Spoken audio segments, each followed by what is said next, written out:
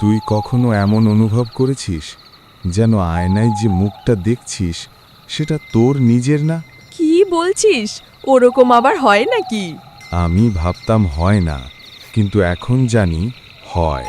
কি হয়েছিল? ঘটনাটা ২০২১ সালের। আমি তখন একাই থাকতাম। ছোট একটা ঘর, একটা বিছানা, একটা টেবিল আর একটা পুরনো আয়না। প্রথমে সব ঠিকই ছিল, কিন্তু একদিন রাতে আমি আয়নার সামনে দাঁড়িয়ে চুল ঠিক করছিলাম। হঠাৎ খেয়াল করলাম আমার রিফ্লেকশনটা একটু দেরিতে নড়ছে। মানে ল্যাগ করছিল? হ্যাঁ, ঠিক তেমনই। আমি হাত তুললাম, কিন্তু আয়নার ভেতরের আমি হাত তুলল ১ সেকেন্ড পরে। আমি ভাবলাম চোখের ভুল, কিন্তু সেদিন রাত থেকেই সব বদলে গেল।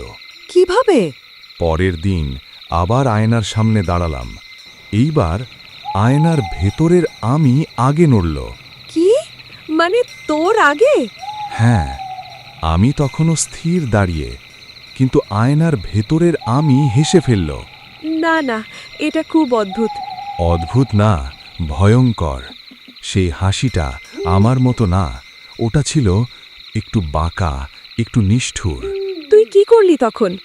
আমি আয়না ঢেকে দিলাম কাপড় দিয়ে, ভাবলাম সব ঠিক হয়ে যাবে। কিন্তু সেদিন রাত ২টোর সময় টুপ টুপ টুপ কাপড়ের ভেতর থেকে শব্দ আসছিল। আয়নার ভেতর থেকে? হ্যাঁ, আমি ধীরে ধীরে কাপড়টা সরালাম, আর যা দেখলাম, আয়নার ভেতরের আমি দাঁড়িয়ে আছে, কিন্তু ওর চোখ দুটো পুরো কালো। তারপর? ও আমার দিকে তাকিয়ে বলল, এবার আমার পালা। মানে? আমি পিছিয়ে গেলাম। হঠাৎ আয়নার ভেতর থেকে ও হাত বাড়িয়ে দিল। না, তারপর? পরের দিন সকালে আমার বন্ধু আমাকে দেখতে আসে। সে দরজা খুলে দেখে আমি আয়নার সামনে দাঁড়িয়ে আছি, একদম চুপচাপ। কিন্তু আয়নায় আমার কোনো প্রতিচ্ছবি নেই। মানে তুই কোথায় ছিলি? আমি তখন আয়নার ভেতরে।